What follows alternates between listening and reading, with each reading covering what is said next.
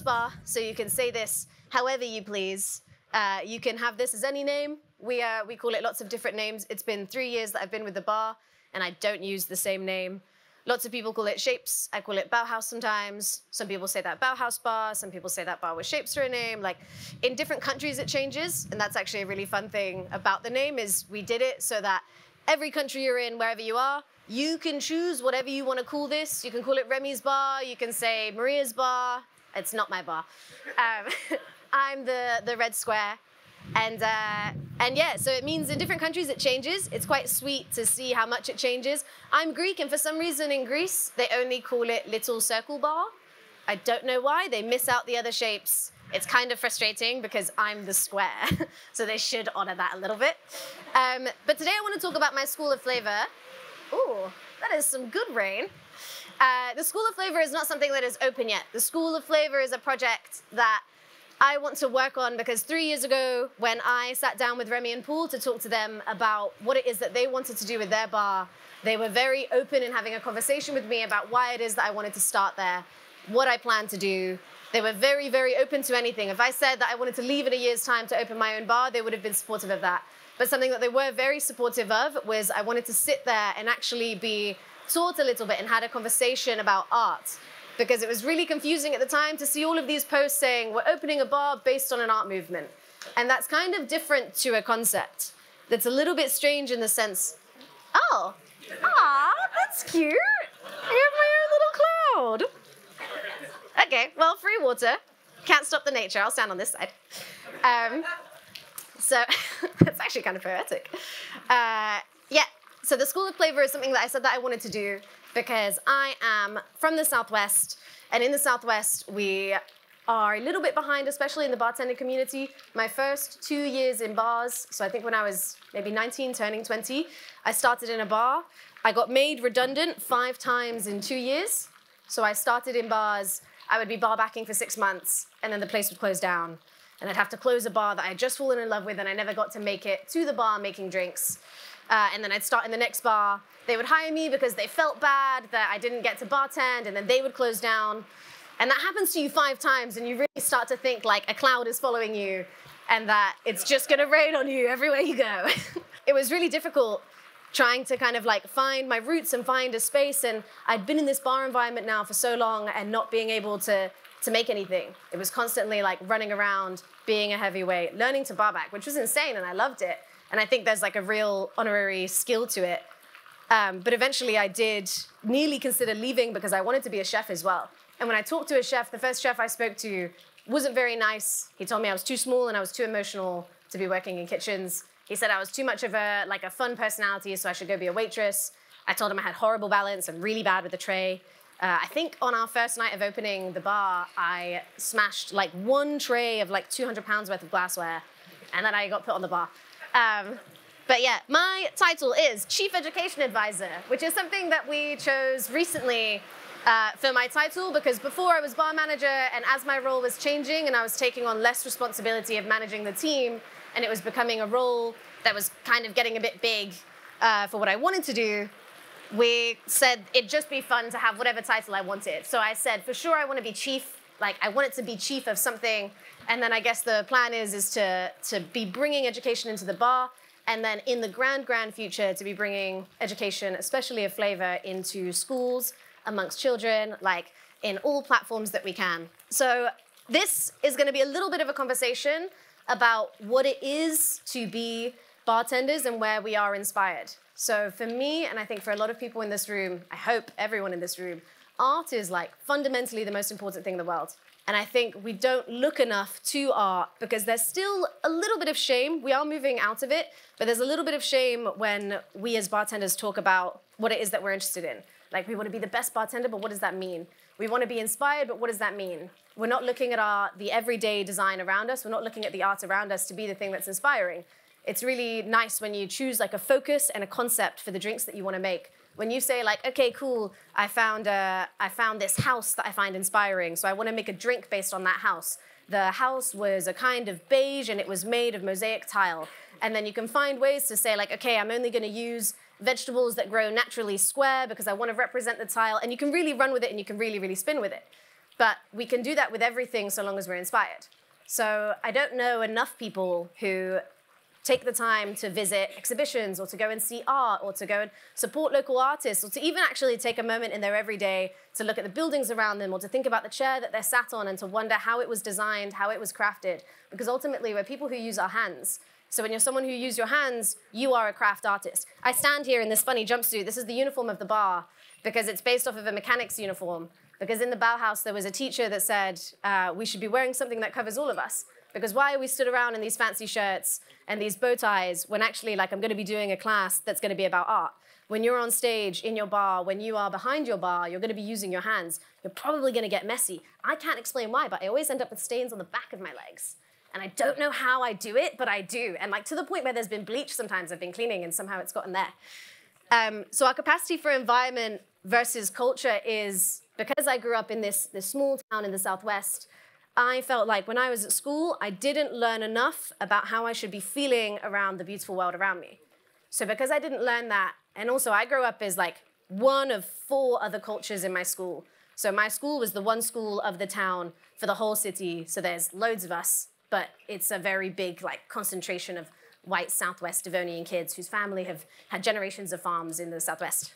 But then it meant when I was older and I moved to London, I was terrified because I felt like my internal box, like my inner box and capacity for culture was really small. When I moved to London, it was the first time I'd met somebody from Italy. Like, that never happened to me. I was like, oh, whoa, you're kind of near from where I'm near. And I'd only ever been to Greece, where I grew up, and Devon. The first time I came to London and I met people of other cultures, that was crazy to me because I got to really see how it is that other people see beauty in the world. Like people wanting to come and bring you food, I think that's the cutest thing in the world. Like people wanting to bring you a snack, somebody making you a drink is a very kind of like emotional moment. And anything that evokes an emotion is art. I think that's the whole point of it. Every day when we make a drink, every day when we work something, you've put a little bit of yourself into that drink, but also your intention was to evoke a feeling. You either want someone to be impressed by it, you want them to feel nostalgic, you want them to have a moment to really kind of appreciate that. Or you make it because you want it to be the channel and the vessel for somebody to have their own moment. But regardless of that, we're creating a timescape. We're creating something, an existing moment that's just for that person or those people and their company. What we're doing is an art. So we need to be inspired by the art around us. And currently, Flavour isn't taught in our curriculum at school. So art, even then, when we were taught as kids, didn't really come until later on. Maybe there was a little bit of sensory play in the sense of like, you play with paints, but you don't really ever learn about the emotion that you use around that or why it makes you feel sad when you put certain colors together or like the way that you were interacting with art as a child probably wasn't explained to you or given you enough space to feel how you felt and resonated with that art. Art wasn't ever taught to us in a way that it could be in the future. We were never told to really like admire and take into how beautiful this castle is and how great stonemasonry is. We were never, until yesterday, everybody I'm sure was really impressed at the Cooperage because you got to see someone crafting something and we're really kind of losing touch with people who are using your hands. You never get to meet people who are doing pottery, who are doing woodwork, who are doing metalwork. And the bar that I work in celebrates the kind of like original craft and design school. So kindergarten. Kindergarten is a really fun word. Kindergarten is still, I think, on a grand scale, a very young notion. So the first kindergarten was in Germany. It was designed by a guy called Frederick Froebel. I think it was in the late 1800s. His whole idea was he really believed that like children are the future. So children are the seed that like we as protectors, as the older generation, we have to make the fruition of the seed. We have to turn these children into the flowers that they can become. But we don't turn them by telling them. We turn them by giving them the environment. We make sure that their environment is really a garden to play in.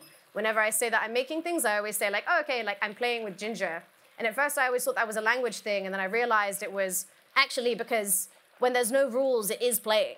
Like everything when we're making drinks is about the playfulness of design and using the nature around us. Whenever we're distilling stuff in the bar, I'll make everyone in the bar, like, I'll make them squish whatever we're about to use first. So like if we're gonna start distilling some blueberries and we're trying to decide how long we macerate for, I'll make them physically squish it. Because the squishier something is, the less time it can have to macerate, because whatever, science stuff. but I'll make them squish it because it's fun, because it's really introducing, like, the first step of creating is playing, and the first step of school is kindergarten. So when you're a very young age, you go to your kindergarten, that's where you first start to learn to play. But flavor can be used in this element. Flavor can be something that's introduced into kindergarten. I don't really remember, like, eating anything or, like, drinking anything in kindergarten, except for one day when it was, like, I think we were maybe celebrating Chinese New Year, and we had noodles, and I thought that was the best day, but it was the first thing that I remember eating in kindergarten. What I do remember is, and I'm not sure if it's worked, but I've tried to make the tent smell like jasmine because I wanted it to smell like the first gardens that I was in. But I don't think that's worked. There is a drink coming out later that does smell of jasmine, so we'll have that opportunity to have a moment together. But play in education is an important part, and the future of flavor will be teaching about flavor into schools at a kindergarten level. But what that means now is that I need, like, a very big global hand to A, make a collection and a database, and I need everybody to kind of be on board with creating a curriculum that we can apply into schools. Because to create a curriculum, we have to have, like, an elementary knowledge and a primary start. There has to be just some start. We talk about primary colors in my bar. We say there's red, yellow, and blue. Those colors make up everything. But at first, we have to distinguish what is red, yellow, and blue in terms of flavor. We have to start working on those primary flavors and primary expressions so that we can teach. Oh, so good, thank you. Little drinks coming around. Ah. I work in a bar based on Bauhaus, and I think it's always, I do have to do a bit of explaining every day to tell a little bit about what this was, because why would anyone know unless you study design? Unless you study design or architecture. So 100 years ago, there was a school called the Bauhaus. I think Remy will talk about it later in a bit more extent. The parts that I want to cover, I'll keep them nice and simple. I forgot I added that. I would really love to sell bao buns in the bar because I think it would make a really good snack. It's all one thing contained. It's a building. Architecture was considered the most beautiful form of beauty in the Bauhaus. It was a school made just over 100 years ago. It was one of the first schools to say that women could join, which was kind of cool. Back then, women weren't allowed to study art because they thought in 2D and whatever. We do think in 3D. That was such a weird, I read about this because it was actually the founder of Bauhaus who said, like, oh, like, women think in 2D, which is what makes them such great mathematicians and such great engineers, and men think in 3D, which is why they're such great fine artists, but they weren't letting women paint. It's like, well, maybe just give them paint and they'll paint stuff. There's no right or wrong in art. It's entirely subjective. So it's a school 100 years ago that started in Weimar in Germany. It did move 3 times. It was actually a relatively young and short stretch for a school. It was only around for 13 years before it moved into other countries. It was forced out of Germany during World War II. But we talk about the Bauhaus and we'll talk about art movements a lot because this was the first kind of school of design where it was positioned between fine art schools and design schools and applied art schools. So they wanted to make a craft school in the middle. So when we talk about pure art or fine art, when we talk about design and applied, you're kind of separating artists. People would say, like, oh, fine art is for the fancy, for people of a high class, for people that are more intelligent, intellectual, and then design is for your, like, everyday craftsperson. And it doesn't have to be that. It can be a join of the two. The whole point of Bauhaus was something should be as beautiful as it is functional. So something doesn't need to have the frill of other things. There is a time and a place for that, but Bauhaus was a lot about the minimalism and not about adding accessories. It should be beautiful, but it should also follow its form. There doesn't need to be the maximalism of frill. It moved to its first, so this is actually, this is it when it moved to Dessau. Fun fact, it's a whole school based on design, and then after they designed the school, they realized it was bad design because half of it was glass. They were like, yeah, it's beautiful, it's gonna be amazing, it's gonna, like, self-contain the heat of the building, and then they learned that it's really cold in the winter, and it's too hot for them to work in the summer. So I think that was a nice thing for them to own up to and say, like, oh, the whole thing is design, and we designed something bad. And that happens a lot. So this is the curriculum that they were using in the Bauhaus. So this is kind of what it looked like, and it was this wheel to say what your 3-year course at the Bauhaus was going to be.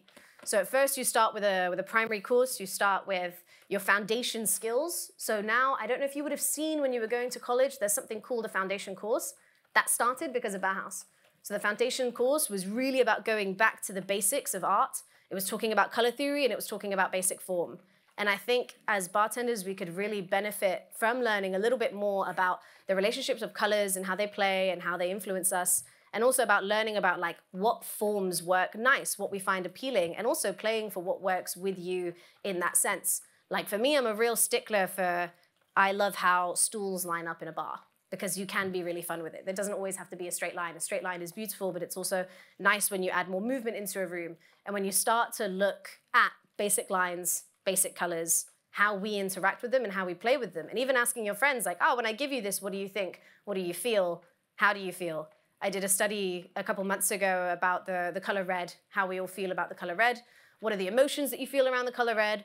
What are the flavors that you think about the color red? And it changes so much on a global level. When I asked people from Eastern Europe what flavors they thought of when it came to red, they said cinnamon. When I asked somebody from South America, they said chili. When I asked somebody from North America, they said raspberry. When I asked somebody from Greece and from Spain, they said tomatoes and red peppers. And it changed so dramatically. It also changes a lot in the feeling. So when we think of the color red, we think of strength, we think of passion, we think of emotion, we think of love, we think of violence, we think of sex. Like we think of so much when we think of the color red. And yet we don't apply that into how drinks might come out. The first like visual sense that we have from a garnish, the first visual sense that we have from a drink, that first experience when you walk into a space and the lighting is maybe too dark, too light. Why are we not playing with additional lighting?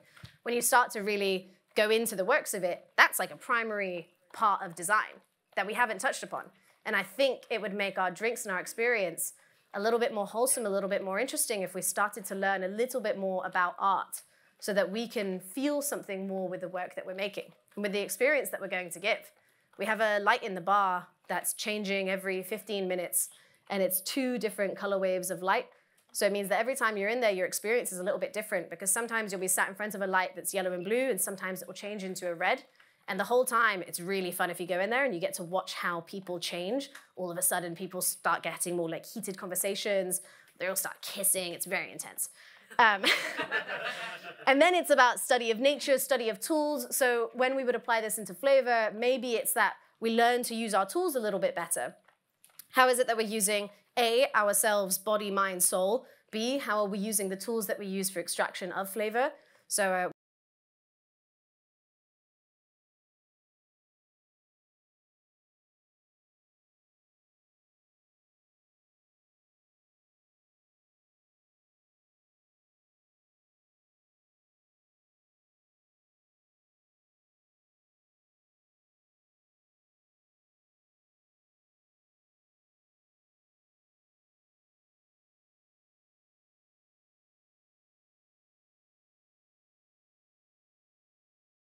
home that has a little squiggle that says flavor. And where would flavor fit if we were to consider it one of the primary disciplines of art? So like, where would we put this? You could kind of put it in every category, but if you put flavor in here, like next to clay, glass, color, textiles, I think that's something that I really do want to celebrate is flavor can fit within that. If I were to go to a design school, I would want to learn about why my senses are impactful for the materials that I use. So what's the goal? It's a really big thing to say, like, I'm going to open a school. That's terrifying, because that's really going to mold a lot of the future of how we think as the generation now. We have so much time left to do so many beautiful things. Like, I love to meet, especially, like, honestly, I'm so in love with the Master Cooper from yesterday. So in love, because it's really great to see craft still happening. But I think the aim is that one day we introduce this in a school platform, so at a kindergarten, at elementary level, small scale, maybe we just start it in London. That's way more in the future. Right now, it's about opening up to bartenders, opening it up to my friends, opening it up to people who come to the bar. At the bar, we run a blind tasting every year, so we only have 20 bottles on the bar, and we just have 1 gin, 1 vodka, 1 rum, and everybody is invited to come along with it. Anybody who wants to come along to it can. Brand ambassadors can come along to it. They just can't choose for their category, because they'll be able to choose their own one out. And then we choose things entirely blind, because then it's a bit of a study of like, well, the people have said this is categorically the most delicious one that they would want to apply to a drink. People that work in drinks, people that work in food, people that don't, they're all invited to this blind tasting so that we can really kind of like choose the beginning of how is it that we interact with the flavors that already exist. And then later we talk about extraction. But it is really about collecting as much data as we can so that we can build a library that we can share with everyone so we can see what people around the world do. It breaks my heart when people change the specs to share with someone else. It's like, oh yeah, I'll give you my syrup recipe for this, but they've changed it. And I think that's really weird to have this like kind of self-entitlement over a thing. I know that you want it to be the best experience for when someone is interacting with you, but the whole point of sharing is like, it's okay to be wrong, or it's okay for someone to expand on it. Because when someone expands on it, if they make it better than you, that's a wonderful outcome. If somebody can make something more delicious that you then ended up interacting with it in a way that you were like, oh, whoa, that's really cool, and I didn't know that. You're now learning something, they've learned something, someone else will learn something by that. Also, someone out there will study the difference between the two. Someone will say, why did it change so much when this was added or when this was extracted in a certain way? So we're really kind of opening the game to have this big library. We all work in bars, we all love to chat, and we should chat more about those kind of like smaller nerdy things. Or I love asking people like, I want to start working on drinks with carrots. So like I'll put a message out to be like, who's worked on carrots? And then you find loads of people who are really open to share all of that data. So then you just need someone to input it somewhere. How are we doing? Great. So year one is about learning, connecting, and the library. So learning is, I absolutely do not have the accreditation to be a teacher. I actually don't make a good teacher. I have really horrible time management skills. I was talking to you about this. Anna is studying to be a teacher, and I think that's wonderful. I don't think I necessarily have the idea to be a teacher at the level that I would want to be, say, for children, but I do meet people in my life who I'm like, oh my God, you should teach us, you should teach anybody that wants to come along. So the first part is learning. So learning how it is that we extract, learning how we use flavor, learning and collecting. Connecting is about meeting people like in this room today, where I can meet someone and they'll say like, oh yeah, this is really cool to be drinking PX and smoked beetroot. I love working with beetroot, but I've never considered smoking it. I've always used all of the sugars in it. I love to use the sugars. I've never tried to apply something to that. So then you end up having more conversations. Connecting in spaces like this, especially when you're connecting with a global group of people, is amazing.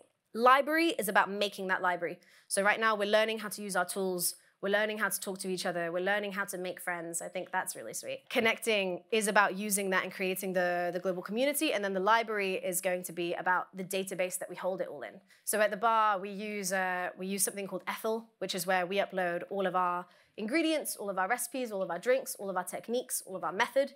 And then one day the plan is to have this as an open source of information. Because like a library, everybody should be able to go in, everybody should be able to learn, and everybody should be able to upload and comment. So part of the school in its first year is to not only celebrate people who work in flavor, but for it to be an equal balance between a craftsperson and an artist.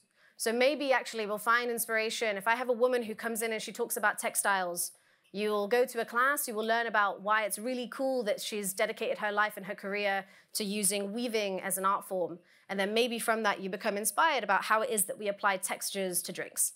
Maybe you go to this and you listen to somebody else talk and use wonderful vocabulary about the craft that they do, and you get to see it applied in front of you, that you then become inspired to do something that you end up making into a drink. It doesn't have to be part of the story of the drink, but the point is that it inspired you. And if you have an equal balance of, okay, semester one is textiles and pastry. So we have somebody who is a professional who comes and talks from a pastry background. I think pastry chefs are wonderful to talk to because they really understand sugars and fats in a way that's really cool. And I love using sugars and fats. I think sugars and fats are great. So it'll be a joint collection between people who are already doing something in art that we haven't been exposed to yet, and then also celebrating somebody that works within our niche. Just because we work in drinks doesn't mean that we shouldn't celebrate chefs, doesn't mean that we shouldn't celebrate people in perfumery and the other senses when we apply a discard to something. So I think, is my drink going around? Oh, so good. So this should have a different aroma to the flavor that you're experiencing, because I love working with perfumists. I think people who study aroma are so fascinating. More because I really love smoke and flowers. So this drink is supposed to be a little bit of a portrayal of smoke and flowers. I think smoke and flowers are two very challenging flavors to work with because they're very intense. When you think of flowers, you think of like lavender, you think of soap, you think of maybe having something that was too intense first time round and then you never want to get back to it. You think of rose, which is maybe too sweet, and then you only think of Turkish Delight, but then you're not thinking of pure rose. When you think of smoke, you're maybe thinking about breaking into the first cupboard when you were 15 and stealing some whiskey that was maybe too smoky. So it's about kind of opening that up and playing with how it is that we extract those flavors and hopefully making something delicious out of them. Doop doop. We want to make the bar a 24-hour space. Hopefully lots of you have, what? And like, we're so serious by that. We really do want it to be a 24-hour space. We were very lucky to land in a bar that has a 5 a.m. license, which is kind of non-existent in London. So we're open till 4 a.m. because we did 2 years of 5 a.m. and it was a big party. So the whole point of the 24-hour space is so that it can be a school in the day and a place to play at night. Like, it is a bar space where you get to express everything that you've learned in the day. You can come to school, and then after school, you can go to the bar. And that will be the whole point, is in the daytime, we'll maybe run something in the morning that helps to study. Maybe we'll have like coffee mornings, maybe we'll have school in the afternoon, and then the bar opens at 5 o'clock. Everyone's there to chill out. You have your school day, work is done. This will be hopefully something that we can make happen in the next year. I think it'd be really, we can make this work, right? So Remy's here now. Hello, Remy. So I do really want to highlight that the future of the school is about learning, connecting, and then manufacturing this experience that we can introduce into schools. Schools is something that will happen way down in the line. Schools will happen as part of a bigger project with so many more people. I think it starts with people like us who are working in what is considered a small team now, and then it will be working with like education boards, working with actual teachers, working with such a big global community about how we can apply it. Maybe there's cities that want to do it first. Maybe there's people who are more opening to trialing it first. So the future is the long game about how it is that we will teach children to be able to express themselves and to be able to express their art with the senses that they're already using. Like, I don't know if anybody else remembers the first intense smell they ever had. One of mine, there's two. There's like a nice one. So the first smell I remember is jasmine. The second smell I remember in the worst way was baked beans. I have like an irrational fear of baked beans because I once smelt too much of it. And I think it's going to be about utilizing the beauty of flavor around us into schools at this level. But right now I need everyone's help in like sharing everything you've ever learned about a tool that you use. So I did want to talk to you very quickly about Ethel. So we have a library that one day will be an open access. Right now I have this plan that in 5 years' time I want to make 1,000 extractions, which is actually really big. 1,000 is so many. I just said like 1,000 in 5 years, that's doable. It's really hard. So I will need other people's help on this. So it kind of looks a little bit like this. So like these are cocktails that we currently have on our menu. And then when you open them up, you can start to see like breakdown of ingredients. So the tea that is being used today, so we use Rare Tea Jasmine, which is a wonderful tea company that we work with. You can have your ingredients priced, your weight, your yield. We do everything in the bar by weight, just because we do make such volume of it that we have to do everything out of weight to be consistent, because just eyeballing something on a jug is really hard to do when you're making 200 liters of it. So weight is really important in the bar. And then we also have our extraction methods, instructions. So it's important to have instructions on all of it. Once we teach a language around how we write our recipes, if there's a consistent form that everyone can use to write their recipes, then it means you can kind of get the data better, you can get it more efficient, you can get it quicker. It's not about creating a machine, but it is about creating a catalog. Like, I think things like Difford's Guide are wonderful because it really is a catalog of where it is that we can find all of the drinks, but that's the art that's already made. We need to talk about the materials. The Bauhaus talked a lot about how the building is the most beautiful thing, but to have a building, you have to have perfect rooms. To have perfect rooms, you have to have perfect things. To have perfect things, you have to have perfect materials, and drinks are exactly the same. To have a perfect bar, you need to have a wonderful space. You need to have excellent drinks, and you need to have incredible ingredients. That's what will make your bar thrive. Once you have that, then you fill it with people, and it's an amazing time. You've made like the purest art at that point. You can add on to all of this your equipment. So equipment gets added onto it. Then you can have people that say, oh, actually, like when I centrifuge things that have this kind of weight or this kind of fat content, whatever, you can have people adding into this. So like this is just the basic outline of it, but people can then start to add more categories. Like actually, I was talking to a guy who does, it's kind of like switching. It's the guys up north in Edinburgh, and yeah, north from here. Sorry, I feel like it's London time. But about using like thermodynamics in the sense of chirodynamics, so how it is that we freeze things and how things interact once they've been frozen. So that could be something that's added onto it. And yeah, and then also adding things like dashes and drops. I think that's an important thing to add into stuff, that we start to have the weight so that we can understand how it is that we're batching in bigger quantities better. Because once you have something like this, people can start to make it in their own bars. I work a lot with our sister bar in Paris with the twins. And one of the things that we were saying is, I said, yeah, I'm having a bit of a tough time because I've got to go to the warehouse to distill something and it's a little bit far away and I'm feeling a bit lazy. She was like, just send me the recipe and I can do it from here. And then I can make something with it. And I was like, this is how it starts. This is the school. And it's about sharing those ingredients with everyone. So saying, I worked on this thing. Would you mind to try it? I think that's so playful. And that's where school will start. It will start with those moments of connection that are about all of us sharing our ideas and sharing our ingredients. And then one day it will formulate to where you can come to the bar, our 24-hour space. You can spend some time to learn. It can be something that is a subscription. The actual details of how the school run aren't the important thing right now. It will just be about the access of it. It needs to be accessible, and it needs to really hone in that people are allowed to celebrate what they find beautiful. It's entirely subjective, and there is no wrong. Whatever you find beautiful isn't wrong. You just have to find your way to be able to express it. I always get really emotional and embarrassed when I have to talk about my art. I make drinks by painting, and that's always quite a vulnerable thing to show people when I say, like, when I drink this drink, sometimes when I drink this one in particular, if the purple isn't intense enough, I feel like maybe the painting isn't beautiful. And it is. Someone will find it beautiful. When you align them all next to each other, someone will think that's interesting. But when it's yours, you will feel emotional and you will feel very humble about it. But we just kind of have to get over this barrier where we do become more social, because we are constantly social. But we need to find a way to be social that benefits us as well, instead of it being for everyone else. Sorry, this is a dilution calculator. Don't know why I included this. I think it's handy to know. It's how we do ABV. That's been me on my School of Flavour. Ask me so much stuff later. I would really, really love to thank Tony for just being, like, everyone's going to say it. He's been so patient. We all miss deadlines. It's really, really wonderful. This is my first time coming to Ireland. I would really love to obviously thank Remy for hiring me 3 years ago when I had a really strange time in my interview and talked about women's rights within the Bauhaus. I would love to thank everyone who is here and who listened to me for half an hour. I hope it was a little bit interesting. Please ask me so much later. I love chatting art. Yeah, neat. Thank you.